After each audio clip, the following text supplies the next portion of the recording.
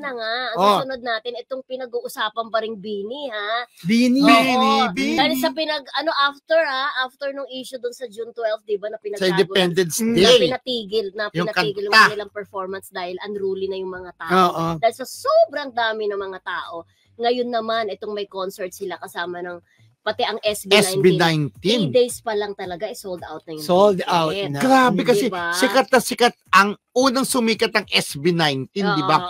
Tapos biglang sumikat naman itong Bini. So, pinagsama ang dalawang sikat na grupo. So, ano pa ba aasahan natin? Kundi, bonggang-bongga na bentahan ng ticket at sold out. May pagmamalaki na talaga ang Bini dahil sila lang naman ang tangi at kauna-unahang Filipino music artist na naging #1 sa top artist chart ng Spotify Philippines, kung saan tinalo nila ang American music artist na si Taylor Swift. Wow, Taylor Swift sa pwestong iyon sa loob ng halos 2 taon. Oh, di ba? Nakaka-proud, di ba?